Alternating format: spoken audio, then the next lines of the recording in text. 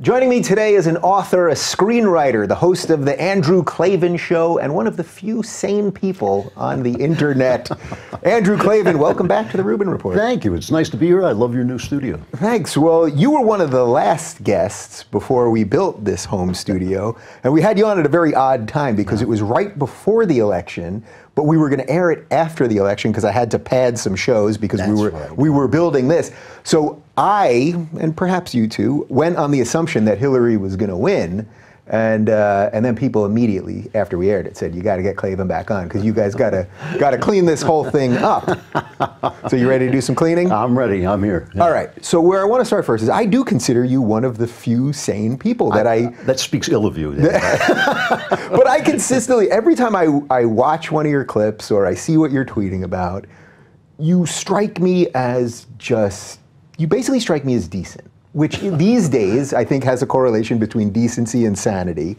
That's a lot of pressure I'm giving you. No, it is sad that being decent actually elevates you above the herd these days. But you know, it's the thing with me is that I can state what my principles are. I try to follow my principles, and I try not to get too mixed up with personalities, which in this day and age, with a president like Trump, with like the people around him, makes things a lot clearer. Because that's what people are paying attention to. They're paying attention to the big faces. They're paying attention to he said this and she said that. And I'm just like trying to follow that principle, which I know what it is, and I'm trying to follow that thing. Yeah, so I think I come from a similar place. And I think, our politics, which do line up in a lot of ways, not fully, but that's what I try to go for. Where do you think that comes from within you, that you don't go for all of that other stuff that so many people do? Well, in me, it's actually a matter of time, observing over time what works, what doesn't work, and also, it's just been a basic, maybe it was the time I was raised in, but it has been a basic principle of mine that people should be free, that you should be free, that you are, made by God to be a free person, that the things that are happening inside you, that are expressed in the things that you like and the things that you want to say and your opinions and all that all those things are uniquely valuable. And even if you're a jackass, even if you're saying stuff that makes me want to strangle you, if you're a racist or something like this, I think that there's something uniquely valuable about that. And I know that it's more important than some guy in Washington who knows better than you. And I think that's always been my assumption.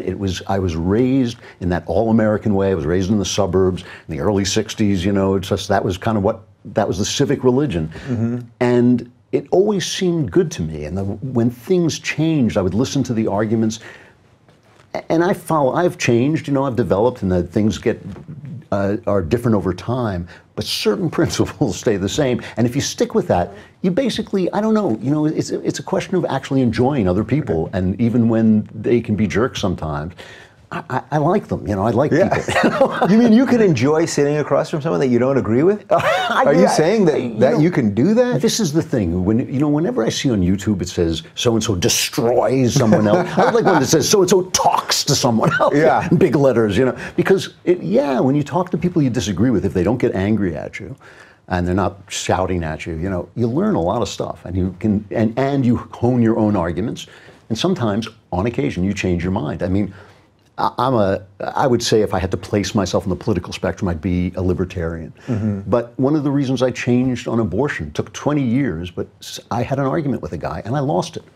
All right. And I thought, you know what? I can't defend my position against this guy. Yeah, which is a great teachable moment. It's a real teachable moment, and it reminds you to listen to people, I like that you just used the phrase civic religion, because one of the things I've been talking about on here is that, to me, leftism has become a secular religion. Yes. I've had a couple people mention this idea. Peter Boghossian was on a couple weeks ago, who really explained it well. But that basically this has become this infallible doctrine that you must never leave. Right. And if you do leave, you're going to basically have a fatwa on your head. Right. But a civic religion is an interesting phrase, because basically your civic religion in that regard was just live and let live. Well, pretty much, yes. And, basically. And the idea that, that the more government there is, the less of a person there is, the fact that a woman comes into a town and says, oh, I know how to do people's hair, and the government says, well, you need a permit for that. You need a permit to do hairdo. You know, it's just a kind of ongoing. This is a bald guy issue, right? Exactly. Well, you know, you read those occasional stories where some little kid has a lemonade stand and the police pull up, you know, because he doesn't have a permit. I mean, that is the stuff that is so offensive to me. And it's like, I guess over time, I've kept watching people who told me that they were trying to make the world more free and more fair. But it always turned out, not always, but it often turned out that what they were really trying to do was take the power away from someone they thought was oppressing them and take it themselves so that they could oppress the person who had been oppressing them. And I have like just steadfastly maintained that like, I want the world to be more free and more fair. I'm perfectly willing to accept that somebody's been marginalized and needs to be included, but I'm not willing to force this other guy to like it or to include him or to serve him or do anything else. It just seems to me that freedom is a balance. You know? Yeah, you mentioned something very briefly about God. Now, last time you were on, we did sort of your whole evolution, which is really kind of fascinating. You were born Jewish, then you were atheist for what, a bulk of your 35 years. For 35 years. Agnostic atheist. Yeah, and then about how old were you when you then I was about 45 when I became a theist, when I started to believe in God, and I was just about 50 when I was baptized, Yeah, so how, I just had your friend Dennis Prager on, and my friend Dennis Prager, and Michael Shermer. Do you know Michael, by any chance? Michael, who runs Skeptic Magazine. Oh, yes. And we had a great conversation about belief and morality, with God or without God. It was really great. And at the end, we all agreed, wow, how nice we can sit in a room and not agree on everything, and we might have dinner together, you know. But for you, as someone that's, you know, traveled in and out of religion, how important is the idea of religion as a foundational belief for society? Well, the only reason to believe in religion, as far as I'm concerned, is because it's true.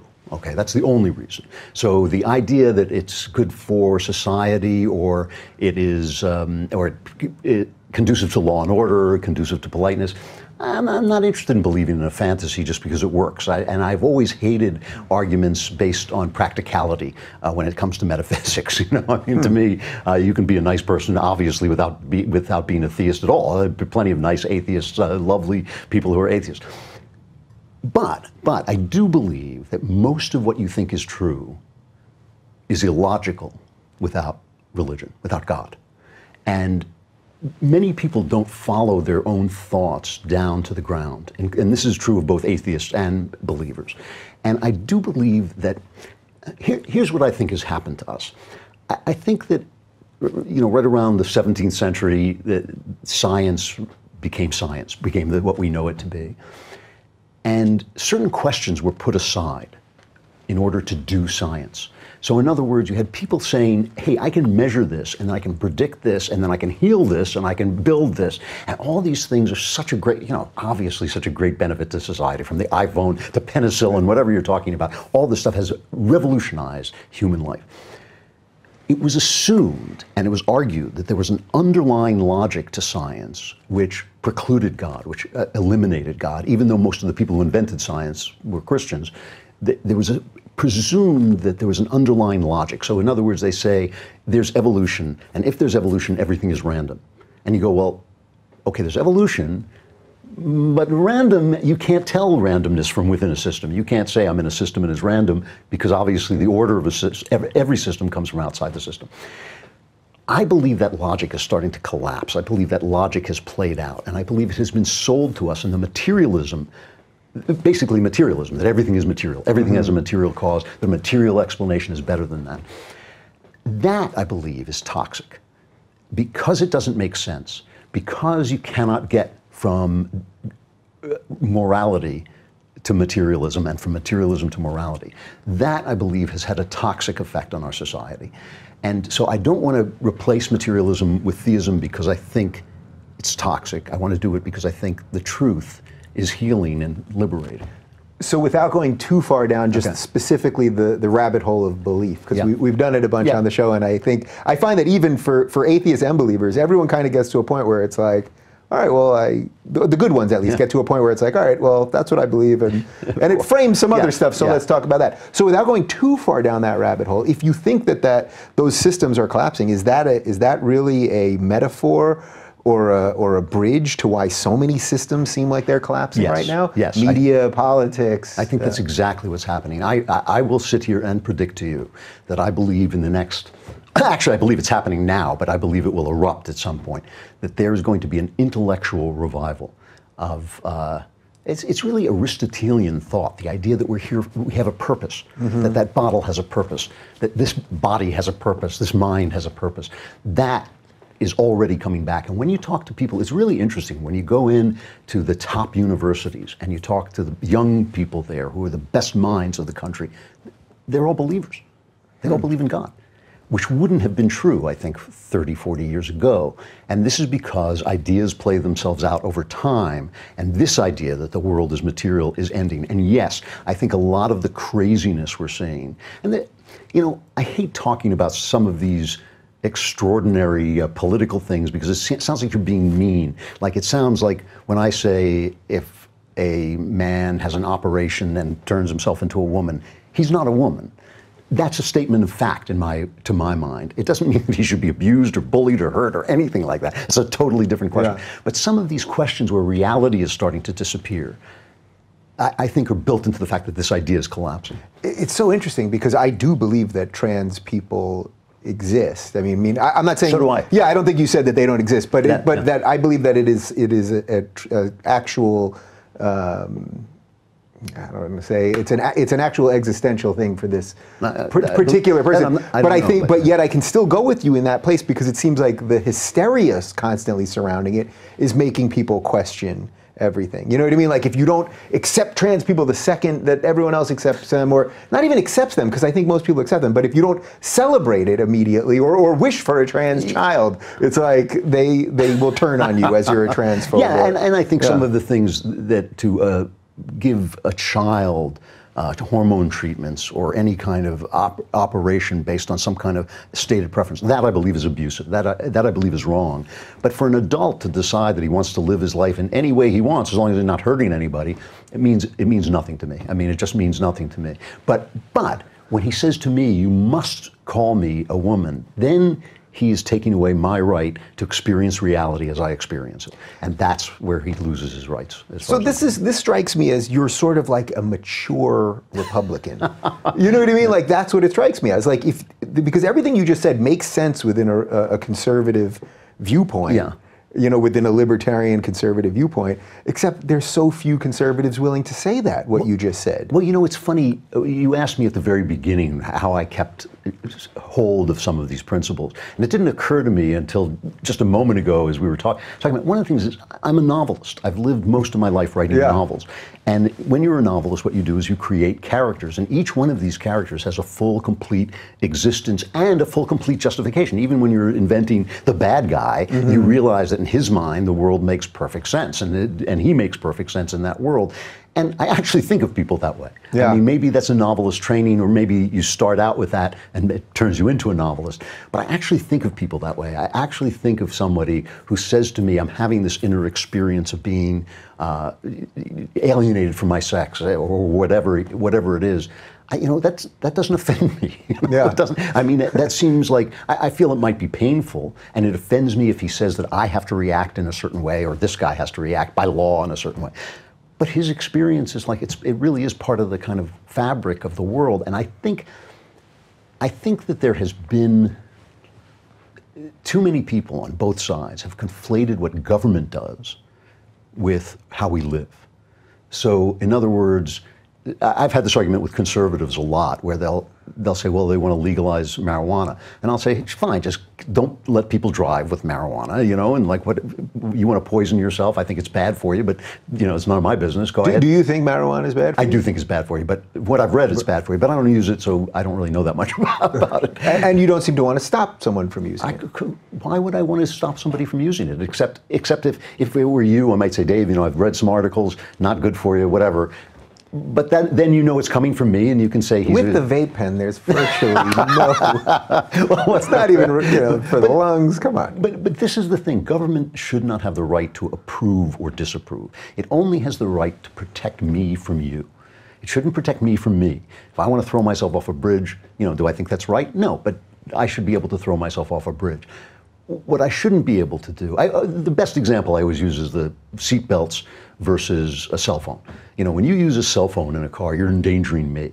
When you don't use your seatbelt, you want to fly through the windshield. That's none of my business. Yeah. And that, you know, I know that libertarians take some extreme, crazy positions, but in general, free markets, free minds seems to me the way forward. You know? So I do see the freedom thing gaining traction, Yes. for sure.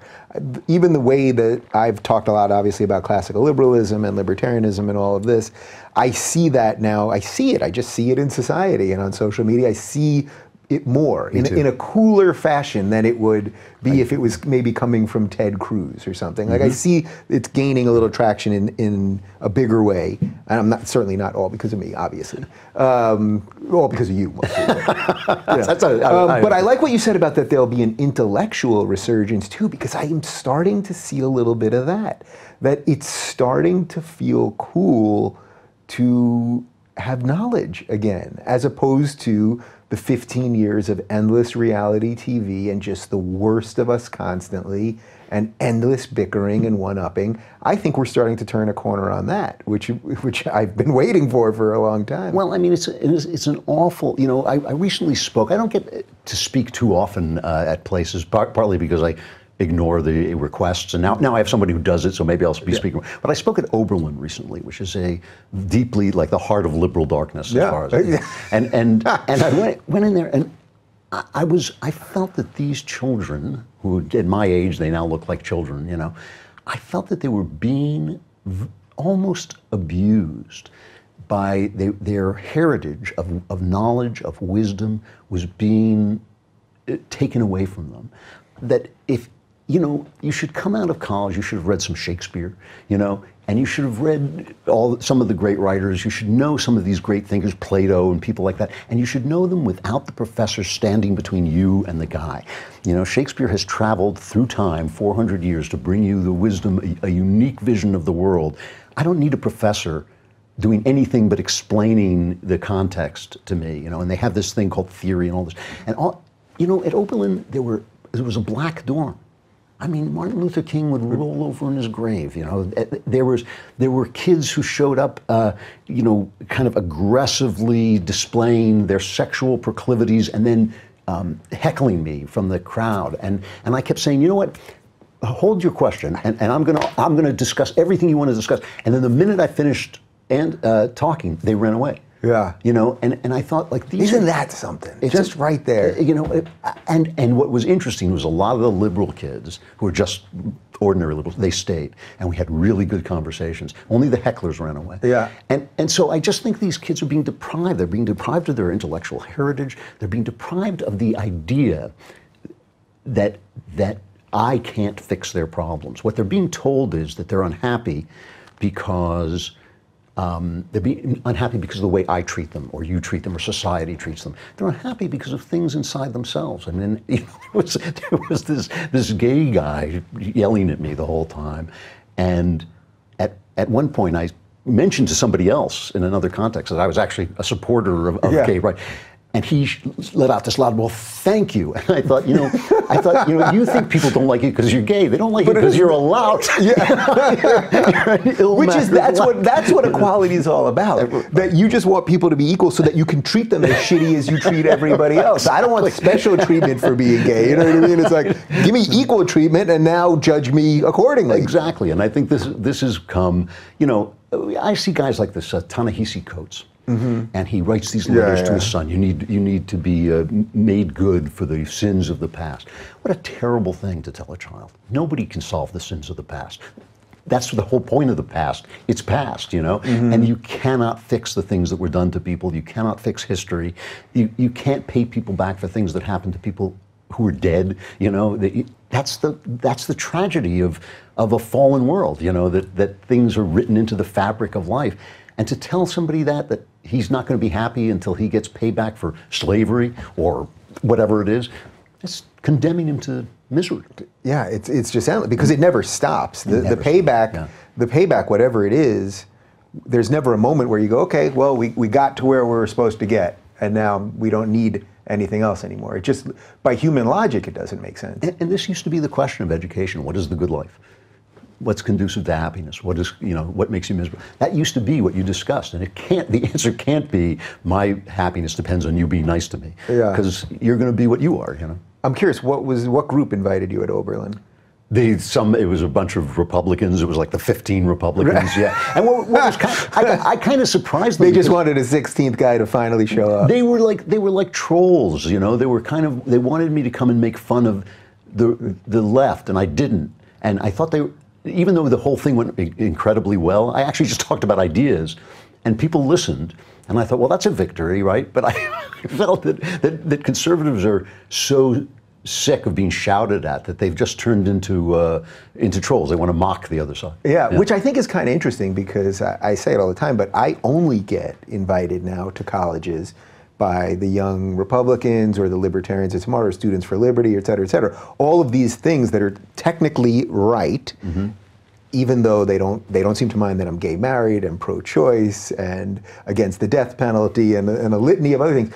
And then it's like, well, who is the tolerant side? I don't get any invites from anyone. No young Democrats or progressives of tomorrow have ever called me and been like, Dave, we actually see you've been criticizing our side, but let's come and talk about it. But I'm getting a ton of love from those other guys, who, by the way, you're right, there's a lot of trolls in that too. Yeah. They've started being the funny people too. That's right. Which is that for you as a screenwriter and a guy that's bounced between Hollywood and politics, is that fascinating to you, that it's the also right joy, is starting to become funny? It's a joy. I mean, my joke used to be that the reason conservatives aren't funny is because liberals have no sense of humor about themselves. But it is a joy to see conservatives becoming funny and becoming the people of freedom. Because let's face it, conservatism in the old style did have its oppressive elements, and it did have its kind of, whenever people are in charge of the culture, as conservatives were until the 60s, basically, they abuse that control. That's part of power corrupting. And there was that element and there still is among conservatives, that somehow you are destroying the republic by not being exactly, a Bible-beating Christian or whatever it is, and that's just largely lifted, I mean, so this is actually an effect, I would say a positive effect, that the 60s revolution has had on conservatives, is they too have loosened up. Nobody wants to go back to wearing ties to baseball games. Nobody wants to go back to a rigid life where you can't be. Look, take feminism. Feminism right now, to me, like environmentalism, is largely the enemy. The feminists are insane. They're not about actual sexual relations between people, just like the environmentalists aren't actually about conservation and all this stuff. But nobody wants to go back to a world where a woman can't choose what life she wants. I mean, I always say to people, if you draw a circle that's called individualism and a circle that's called feminism, in that place, the Venn diagram where they meet, I'll agree with feminism. Everything outside of that, I don't agree with. But nobody wants to go back to a world where a woman can't be fully whoever she wants to be. And nobody certainly wants to go back to a racially segregated world, except the left. Right, they oddly are the ones that are pushing these things, like you just described at Oberlin. And so the modern right is, to some degree, a function of certain things that leftists have also brought to the table, and have now become the party of freedom, the party of hilarity. I mean, you do not laugh a lot when you're around leftists. And when you watch Samantha Bee on television, it's not funny. It's not funny. It's funny. Painful. Yeah. It's da-da-da-da Trump. Effing Trump. Yeah, you got to put it in the right, and they have to bleep it because it's on TBS. So even if the fuck meant anything to you, it's not even an exciting fuck. It's just, this is the funny thing about it, is like when you hear them doing that, the cursing and the anger and the rage. Not a lot of laughs there. So then when you see people on the right, so like a Jeff Sessions, who there's a lot of talk that he's going to go in and try to close medical marijuana dispensaries. Now, you just made it very clear you don't smoke marijuana, you prefer everything being equal if people didn't for health reasons. I think there's a lot of debate around that, but I'm just going with what you said. When you see that as a small government guy and a states' rights guy and a libertarian, that must be the part of the right that you don't like, right? Yeah, I don't even know why you would bother with that. I mean, I don't know why there should be medical marijuana dispensaries. Why shouldn't it just be like a liquor store? You can't buy it if you're not 18 or whatever the proper age is, and you can't use it behind the wheel of a car and all those things. And then we get to tax it and get all that money. But I don't know why that should be what's bothering him, I mean, I really like Jeff Sessions. I'm a pro Jeff Sessions guy. I think he's going to be a great AG. I think he's going to do. But are you concerned about that state stuff? Because to me, that's one of the biggest issues there is. The states' rights. Yeah. Absolutely. Absolutely. And one of the things that's kind of a joy about the Trump era is all these liberal states suing the federal government, because I think I win that either way. Yeah. I either win because the federal government gets the conservative thing in there, or I win because they get states' rights. So, yeah. And that's why the whole, as I've now been saying every week, I mean, the whole chessboard is just thrown up. The traditional left-right thing barely makes sense. It's authoritarians and libertarians and allies, coming together in some interesting spots. I describe it as like being in a room where the gravity has gone out of the room and all the furniture is floating around. And, you don't know where it's going to land. And I understand some of these guys, National Review, and even my pal Ben Shapiro, I understand they're worried about where the furniture may fall. I'm kind of optimistic. And I'm not sure how much of that is constitutional and how much of it is observational, Right. But I do feel that good things are coming. I look to the generations down the line, and what I see coming up is kind of a cultural liberalism, which I agree with, but an understanding that freedom is economic and freedom is governmental, and if the government can tell you what to like and what to do, it's just. It's not, you're not free. Yeah. And they're not that smart. I'm going to give you a rare choice here. Do we want to go media first or Trump first from here? This is a choose your own adventure show. That's really interesting, because it's kind of the same thing. Let's start with Trump. All right, let's go Trump first. So when I hear you talk about Trump, so I was with you on election night, actually. We were at the Daily Wire offices, and it was me, you, and Shapiro, and who else? Bill Whittle was there. Yeah. And it was a funny night because we were all having very mixed emotions. I voted for Gary Johnson. I didn't really want either one of them to win. Ben was alternately thrilled and depressed because, But he didn't vote for Trump. But he didn't vote for Trump. Has he publicly said who he voted for? I can't remember. Yeah, I'm not sure. I actually don't remember. You did vote for Trump, right? I did vote for Trump at the last minute. I made a very public decision, and I explained my reasons and all that. Yeah, and then the fourth guy that was with us, Bill Whittle, was a huge Trump supporter, and he was talking about the things that we're talking about now, that this whole thing has been flipped and that there's room. And okay. So since the election, when I watch your videos, you strike me as one of the only people making any sense on Trump, because you don't strike me as a pure fanboy and think that he could go out into Fifth Avenue and shoot someone. You might turn on him for that. But you also don't strike me as just what most people are at the moment, which is just this hysterical lunacy. It is hilarious that I write columns a lot of times at PJ Media. Yeah. And I'll say, well, Trump has done this right and this wrong, and I get this vicious attacks of, you're an anti-Trumper, and you're a cuck. What is that? Cuck, And then I go to work, and everybody there who is kind of anti-Trump yells at me for selling my soul, and then supporting Trump. So I get it from all sides. People always think we're selling our souls. Doesn't that seem odd to you? Well, people think if they disagree with you, their reasons are rational, your reasons are personal. That's what they think. Right. You're always doing it for money or for some other reward somewhere, but they do it just for goodness. It's pure intellect that has gotten them to this rational thing, but you don't have that intellect. And it is funny too, because a lot of the guys I work with are younger than me, and I always look at them and think, do you think maybe it's occurred to me to examine my own motives? That concept, though, before we dive fully into Trump, that concept of impugning your intellectual opponent's motives, I think, is such a sad thing that's seeped into everything. It's absurd. It doesn't teach you. I mean, there are some people, obviously, who are so corrupt that it's obvious and true, but people are trying to find their way. Most people in the middle are trying to find their way. So Trump, okay. So make some sense out of Trump. Okay, well, for the people that are I voted for Trump because I genuinely thought that Hillary Clinton was a threat to the American experiment. I mean, I usually don't talk in those big terms, but she did not believe in free speech. Her hatred of the Citizens United ruling was just indicated to me that she believed the speech should be controlled. There are 4 justices on the Supreme Court who have signed on to a theory of the First Amendment that says essentially that it does not guarantee you the right to speak. What it guarantees is that the government should control speech so that our values continue to be upheld. That's a very dangerous, sick, stupid, and wrong theory. One more judge, now I don't believe all of them would sign on but one more judge, and obviously there was an open seat, And we could have lost the First Amendment. I don't believe that was the most likely thing, but it could have happened. So can you take the counterpoint on that, just for devil's advocate, the people that would argue against you on Citizens United? Well, Citizens United just says that if you form a corporation, if you and I form the Reuben Klavan Corporation, we don't lose our right to free speech.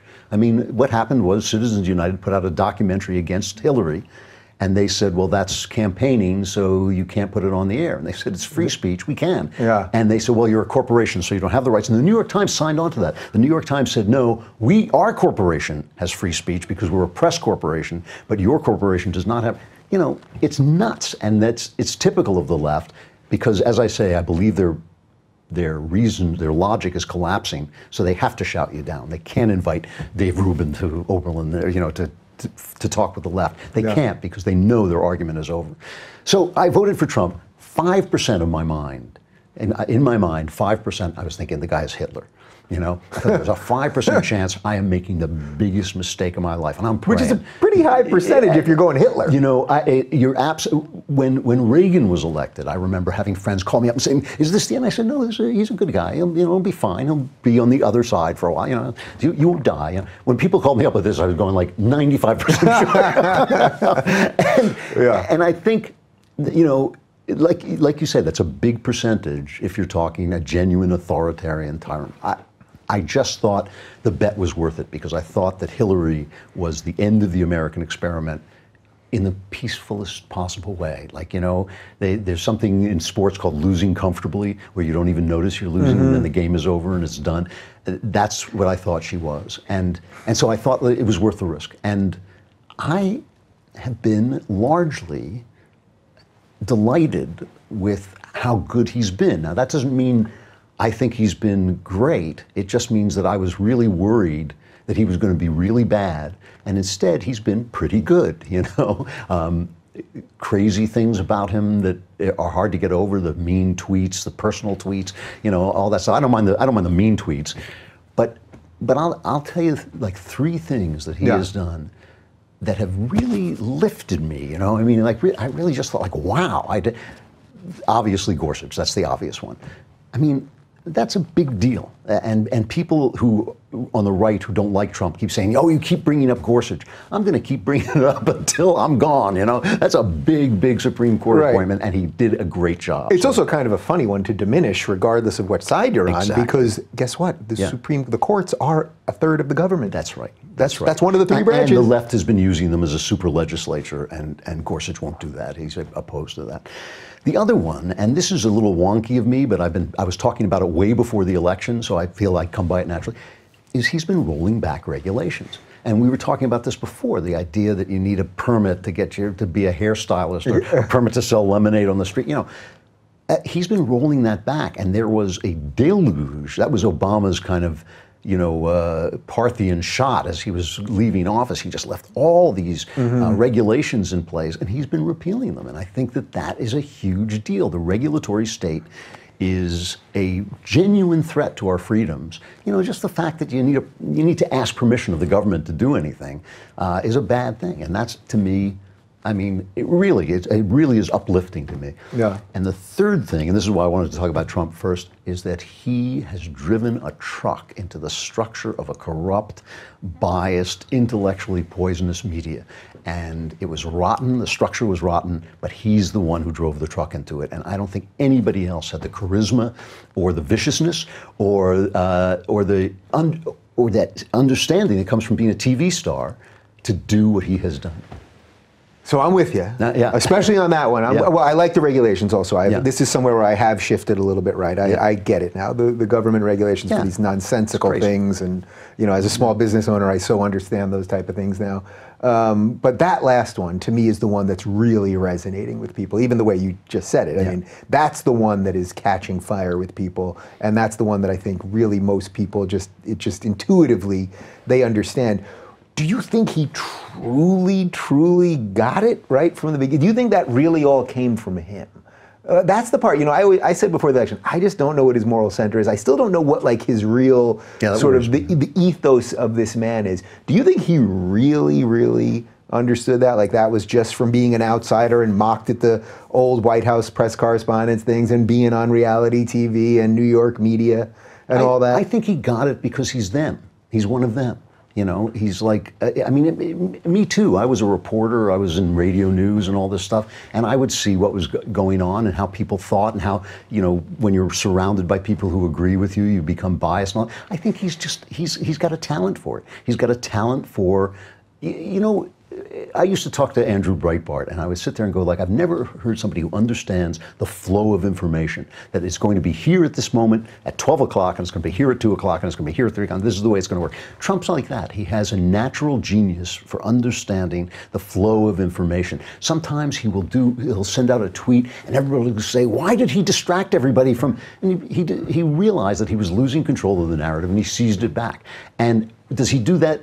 Like sit up in his Mount White House and say, aha, now at 10, 12, 15. I kind of doubt it. Right. I don't know him, so I don't know. But I think he has a natural feeling for the way this works, and he understands, you know, he'd be a fool not to understand that he's under fire unfairly. And I think he knows how to fight back, and it's a pleasure to watch. All right, so Trump drives a truck through this thing. Right. I like what has happened there, and we're Yep. going to get to that in CNN in a moment. Okay. But let's talk about that 5%. Do you still fear that 5%, or have those fears been allayed just because time has gone on and you haven't seen anything that absurd? They have been allayed to almost entirely. Everything that I thought about Trump turned out to be true in terms of my assessment of his personality, but none of it turned out to be its worst manifestation.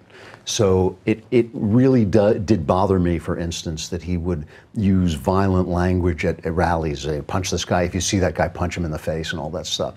And he does have that side to his personality, but it didn't manifest itself in actual violence or you know, he's the opposite of an authoritarian if you consider the fact that one of the most incompetent parts of his administration is he has been unable to fill a lot of the positions in the government, in the permanent government. He hasn't taken over the permanent government, which is what an actual authoritarian would do. You know, right. An actual Hitlerian figure would come in and make sure he made all the appointments and put his guys in there. He's too lazy to do that because is that lazy though, or is that just a function of because there is some reason to believe he's just having trouble getting the right type of people? Yeah, I think that he probably is having trouble. He has this unfortunate habit, one of his really unfortunate habits, of wrong-footing his own people. So you'll go out and you'll say, well, President Trump said this, and he'll say, I didn't say that, and you get stabbed in the back by your own guy, and I think a lot of people don't want to sign on for that. He's erratic, and he is emotional, and I think that that's dangerous for the best people. That said, he has appointed a tremendous cabinet, I mean, an unbelievable cabinet, and a cabinet of people who are at odds with the agencies that they are appointed to lead, which I think is part of my hatred of regulation. Of agencies and regulation. Yeah. So when you see things like, something like the Paris Climate Accords, I suspect you were fine with us getting thrilled. out. I think it's nonsense. Yeah. Nonsense in that it was non-binding and whatever else, or that we had to burden the load, or what? I think the Paris Accords were only going to get us into legal trouble. They were only there so people could sue us. There was nothing binding about it, but it would give a lot of legal problems to the government. And I also believe that global warming, as it's posed, I'm not saying that the world isn't getting warmer. I'm just saying that global warming is an hysterical environmental disaster. I'm almost positive it's a nonsense. Where do you go for information on global warming? Because this is one of the ones where I find that when I'm talking to conservatives and where I know that there's so much ground to agree on some stuff, that I do believe in climate change. We don't even call it global warming, climate change.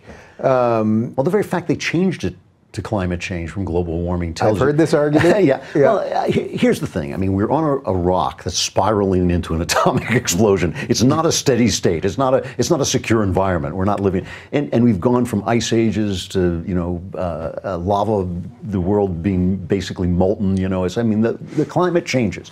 So we know the climate is changing. We know it's gotten warmer over the years. I mean, going back in time, there were years when the Thames froze, and and people skated on the Thames, and so we know that there's changes. There is no way to A, know how much of this is human endeavor, and B, to know how this goes into the future. When people say science, there is no science for predicting the future. There is no science for predicting the future. When people are telling you what's going to happen in the future, what's coming out of their mouth is nothing, okay? When people say, this is what's going to happen 10 years down the line, I have arguments like this about politics too. When somebody says, well, if we do this, then in 4 years, you go like, stop right there. I'll give you till Thursday, and then that's it. Right. Then, you know, I mean. Well, I love that, because every time they show anything, they'll, well, the CBO said that in 10 years, this is going to cost 20 million lives. And you're like, has that ever happened? They're always doing this. And by the way, you're the same people who got everything wrong before the election. Exactly. Now you suddenly can prognosticate perfectly. Yeah, and when you hear the phrase, if present trends continue, it's like everything after that is nonsense, because that never happens either. You know? Right. So, all right, so without getting too far into the climate change thing, do you think there's some role for government to play with dealing with other nations when it comes to climate? I can't think of anything. I mean, except like, you know, I do believe in preserving our environment and taking care of things. You know, this is the thing, is the left always takes these rational issues where there's a true good to be gained, and they turn them into hysteria. So give us all your power. I mean, look, I'm a religious guy. If a guy comes on TV and says, Jesus is coming tomorrow unless you send me a check, I get suspicious, right? But so when these guys say to me, if you don't give the government all power and essentially fulfill every socialist need, the world is going to be destroyed in a hail of fire, I feel the same way. It's like, yeah, I'll turn on something else and you know, see if there's an old Yogi Bear rerun on or something. Yeah, which there usually is. If you go up into the really high channels, like around 1:30 or so. Okay, let's talk about the media. Okay. Because you can talk about, we can talk ourselves into a Trump-style fidget spinner, and it's not going to get us anywhere. So the media, he drove this truck through it. I do think it's great. I think it's helped voices like yours, like what we're doing here, like many other people, who are not promising all the answers, but at least promising discussions and some lines of thought that maybe weren't getting out there in the mainstream. Do you think that there is a risk in that too? That we are just going to filter ourselves into oblivion to the point where instead of having 3 news channels, we're now going to have a gajillion of them, and we're all going to hate each other for a zillion new reasons that we didn't even realize? Definitely. There's a definite moral hazard here. I mean, a free, you know, as these liars in our press keep saying, a free press is important to a free society. And you do want, I mean, another thing that's working well under Trump is that the press is attacking the people in power instead of what they did during the Obama administration, where they kept their hands over their eyes and said, oh, look, he's scandal-free. Right. You know? I would argue there's a little bit of an overcorrection happening. An overcorrection, no question about it. But that's because they're so corrupt. I mean, that's why. So I do believe in I can't remember the word, but a press that basically stands up to power. I do believe in a free press. We don't have a free press. We have a press that has been corrupted beyond its purposes. And that doesn't mean there are no good reporters. That means that a good reporter on the New York Times is basically doing the wrong thing, because he's giving credence and credibility to a sophomoric left-wing college magazine. And with his... Can you give an example of that? Because that's the type of thing. So I attack CNN all the time. Right. I've seen some bad stuff lately out of the New York Times, yeah, where the headline leads you one way, and then when you read it, it really isn't what it said. They've been doing a lot of corrections lately, which usually no one reads the corrections, so you never see any of that. But when I do attack the New York Times, people give me more shit. Like CNN, it's like everyone's in on the joke now. Okay, fine. Yeah. But New York Times, it's a little bit different. So when you describe it as a sophomore, I mean, if you read their op-ed page, which I now call Knucklehead Row, you know, if you read their op-ed page, it really is like a bunch of 8-year-old girls in a room where a mouse has gotten loose. It's like all screaming and yelling, everybody running around in hysterics. And that's really unfair to 8-year-old girls. and if you read, I mean, just yesterday they ran a story, Donald Trump Jr. met with a Russian lawyer and all this. Who cares? I mean, who cares? Donald Trump Jr. met with a Russian lawyer to get because he thought she had information on the opposition, and everybody, you know, faints, and who cares? I saw celebrities, well-known people saying, "This is it. This is the collusion we've been looking for." It's a page 30 story. It's called opposition research. Yeah. Everyone does this. Everyone. Do you think Hillary didn't meet with people to see if they had information on Trump? And only in an organization where no one is sitting next to you who says, "Dude, that's not a story. That's a page 30 story."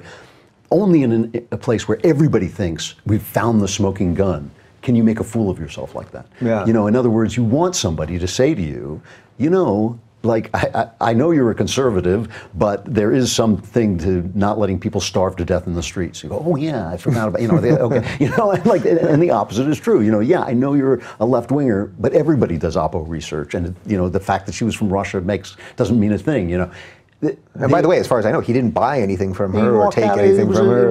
It was a ruse to get him to talk about this ruling, that limits the way they can use banks and all this stuff.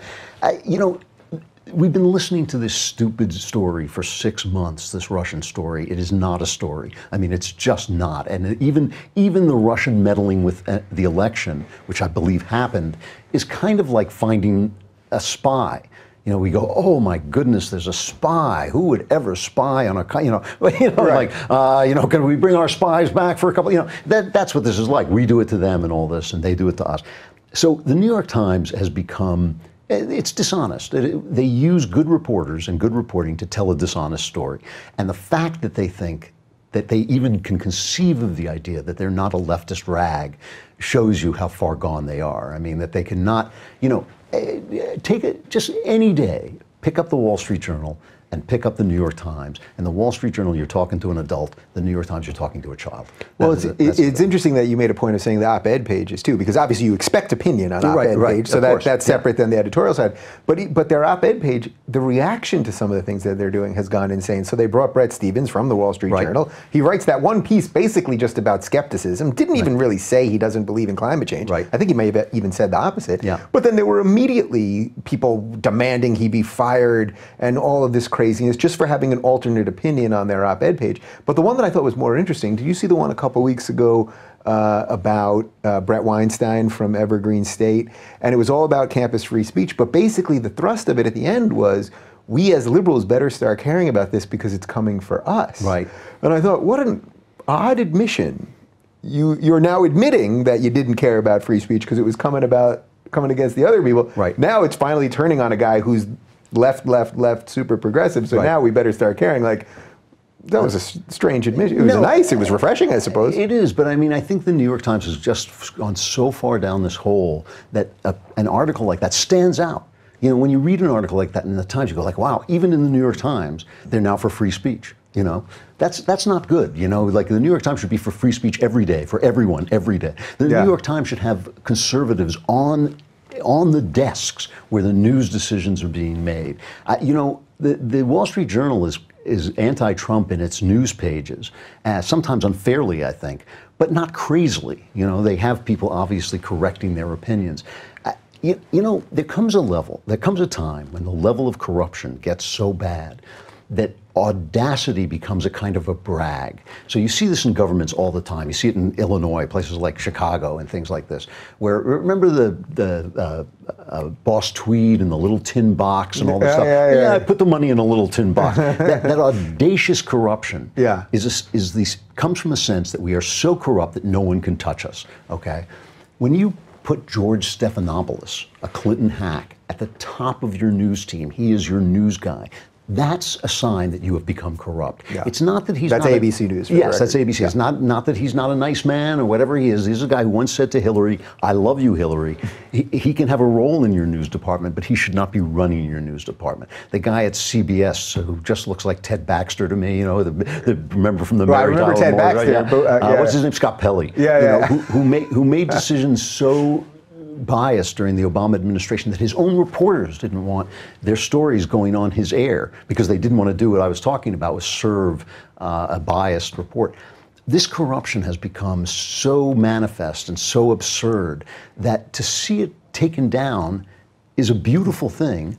But you're right, we need to replace it with something of value. We need to replace it with something that works. So is that why they're hitting back so hard? So the CNN thing that happened last week with this threat to dox this person who did a perfectly legal thing. It is legal to make memes. By the way, he didn't make it for Trump. However it got to Trump, and it sounds like it was actually a slightly altered version. We don't know how it is, but there are millions of people making memes on the internet as we sit here right this second. It wasn't just that they were threatening to dox this guy for doing something illegal. It was the line after that where they said he's agreed not to do this offensive blah, blah, blah again, as if they're the church or his parents or something. So to me, that was the scarier thing, not the threat of the dox, which of course is wrong, but the threat that they were tacitly saying or implicitly saying to everybody else, we're watching you too, and we're going to come for all of you. Well, and then the internet turned on them in a beautiful fashion. Right, but it was only the follow-up and the completion of the logic that went after Joe the plumber.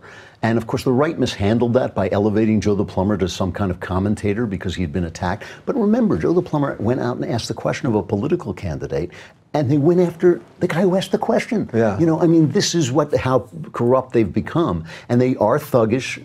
And this is all of them. This is, I mean, I'm talking about the networks. I'm talking about the Times. I'm talking about WAPO, and I'm talking about CNN, which is in some ways the least of them because it's just a small operation that would vanish like that if people cut their cable cords. You know. Right. They say, what's that thing they say that if they would get CNN out of airports, it would lose it would lose all of its viewers. Yeah. You know. It's all of these guys, and it hasn't even occurred to one of them. Not one of them has said, well, you know, Trump is being a jerk, and Trump is not, it's not fair what he does, and it's really wrong when he attacks our reporter in terms of her face or whatever, you know, like, but he has a point. You know, we need to reform our industry. There's a reason that the people believe Donald Trump more than they believe us. There's a reason that people hate us so much. So it really is that they've just been drunk on power for these last, whatever it is, 30 years. They've been drunk on power for so long, and now they finally have someone throwing it in their face. And now the people, the actual people, are rising up against them too.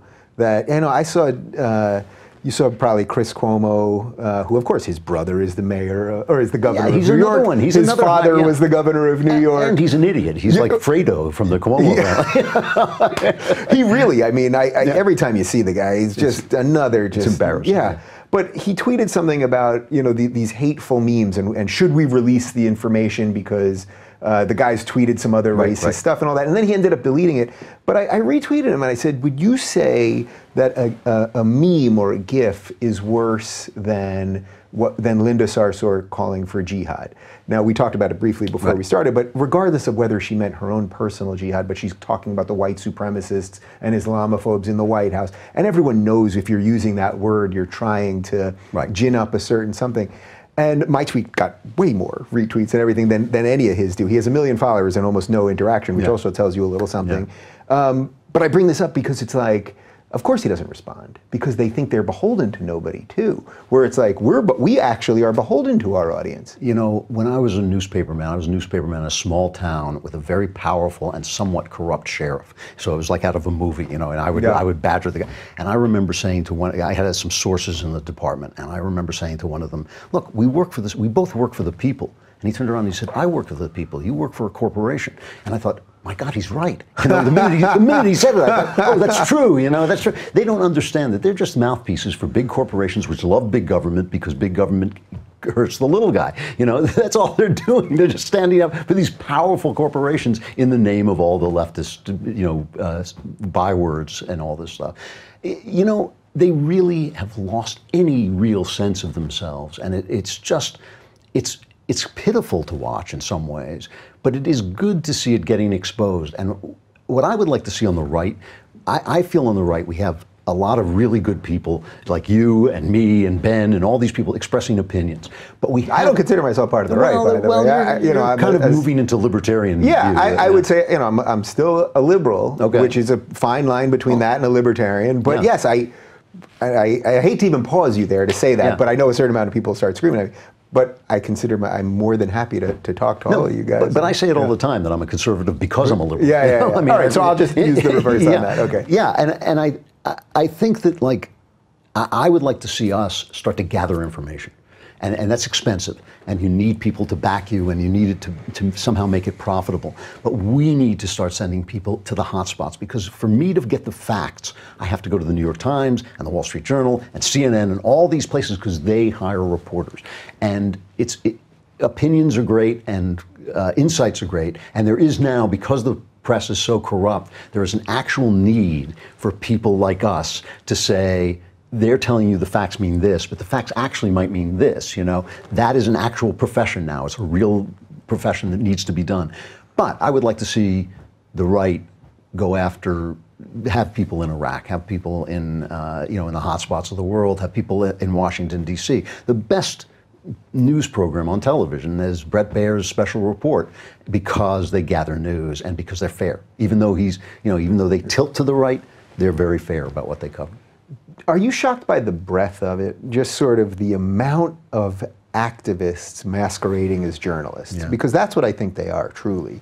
These people are not. I mean, I've seen just some of the recent hit pieces on me. Yeah. And it's like, no matter how much I plead my case or defend myself or show them evidence to the contrary of whatever, some Mother Jones calling me an extremist to the right of Breitbart. Wow, Really? really? Real doozy. Yeah. And it's like, they don't correct anything. They don't care. They know their job is safe. And it's like, forgetting all that, you're not a journalist. Yeah. Like, that's what I tweeted the guy something to that effect. Like, I just want you to admit you're not a journalist. Write what you want, even though I probably had a decent case for libel. Write what you want, but can you admit what you're doing? And it's like that that lack of self-awareness. I have now been saying this to the right for 10, 15 years about our loss of the culture.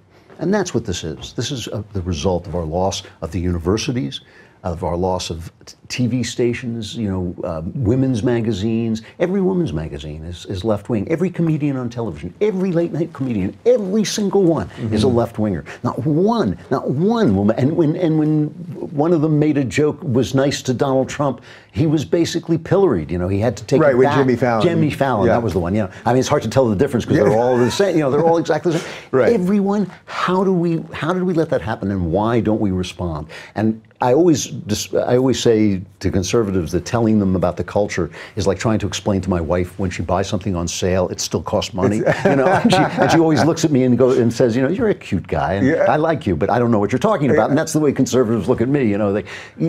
How did we get to the point where we have people talking like 100-year-old men going, I don't go to the movies anymore. I just turn on Turner Classic and Doris Day is good enough for, I mean, that's insane. And how do we get to the point where we start making stuff that educates people, not to be right-wingers, but simply to open their minds a little bit? So I don't know what your feelings are on Milo, but I suspect after hearing you say that, you must at least love much of the movement behind him, right? Because isn't that thing that you're now saying we're winning the culture war back? I mean, he talked about that all the time right here. That is such a great question. It's a great question because Milo gives me fits. I've only spoken to Milo once. We had a long conversation about video games.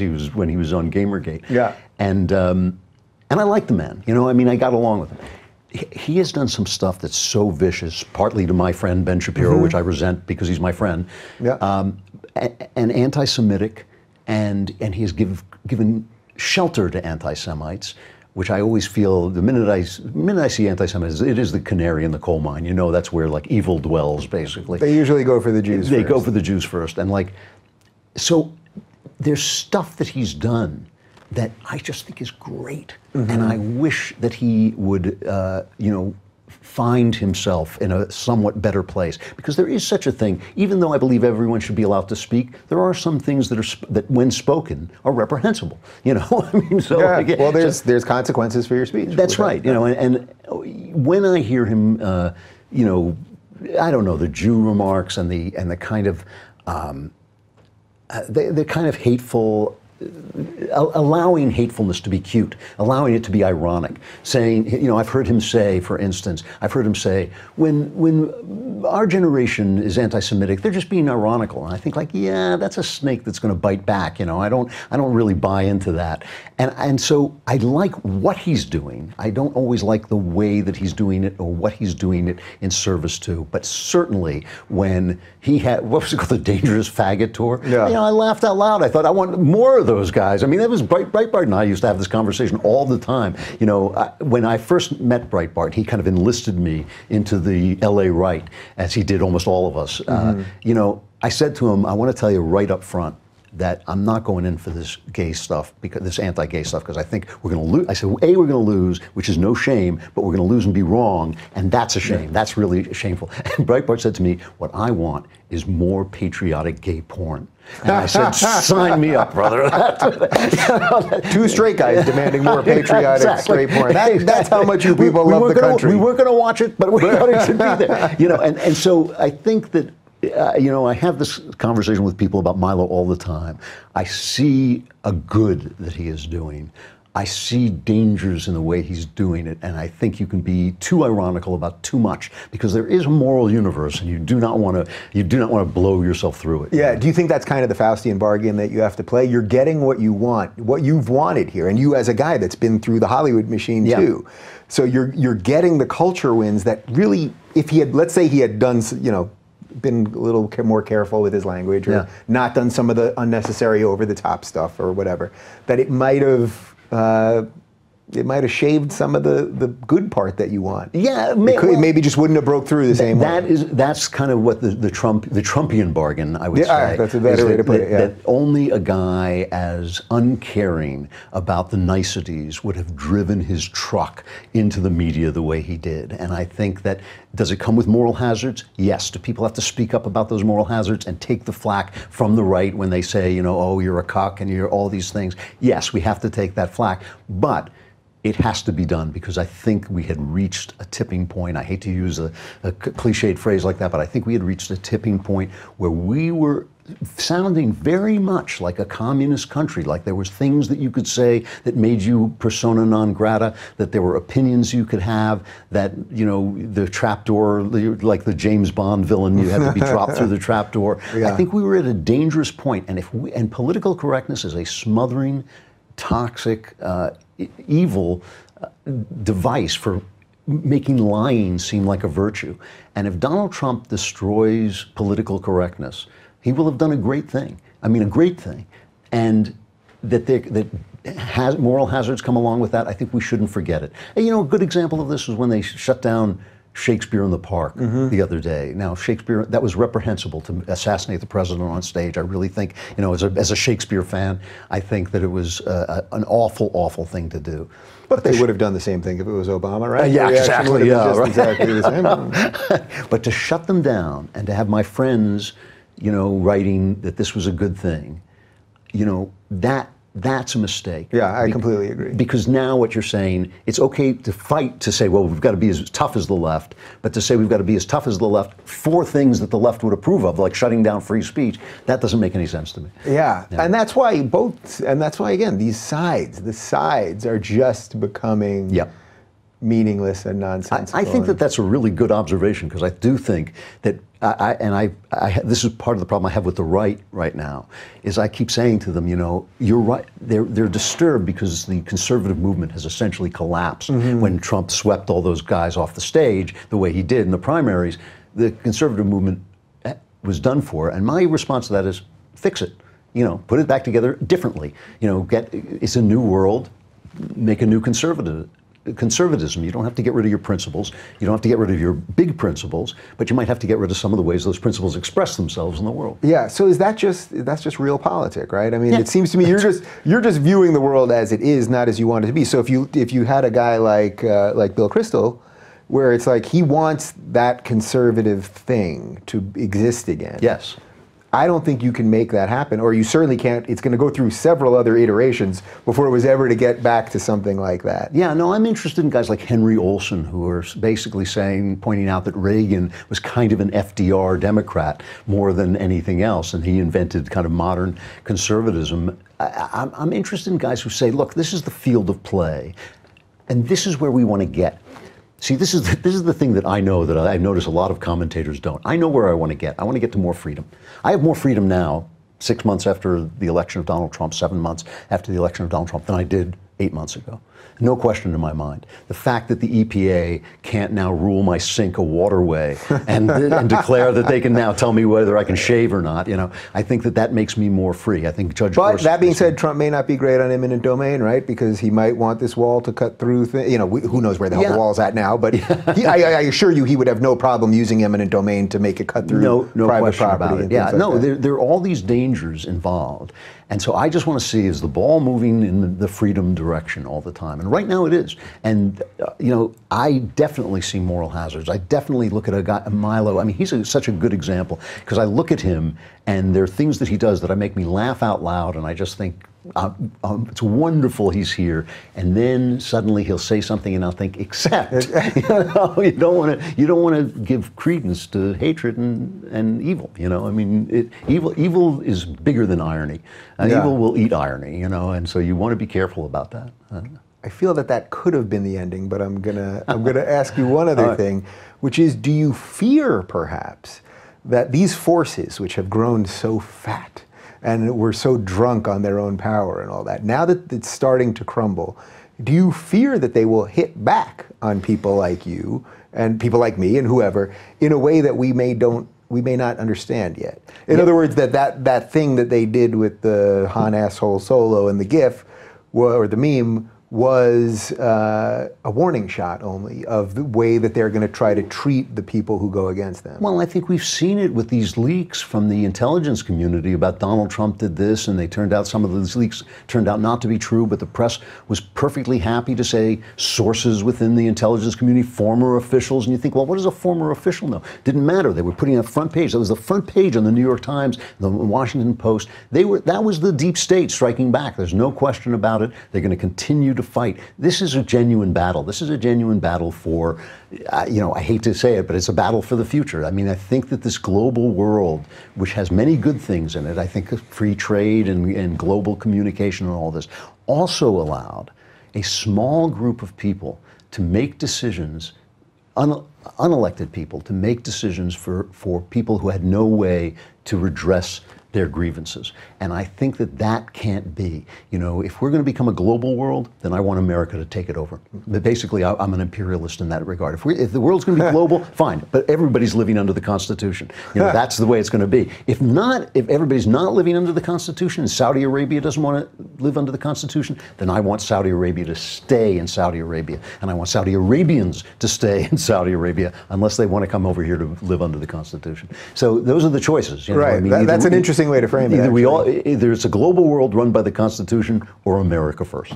Well, Andrew, a anonymous source on Capitol Hill is telling me right now that this was an excellent interview. Oh, it's always a pleasure to talk to you. I hope we can continue the conversation. I get my anonymous source on Capitol Hill is from Gloria Borger. She's always quoting this anonymous, like, are you talking to the janitor? Like, a source on Capitol Hill? It's anybody.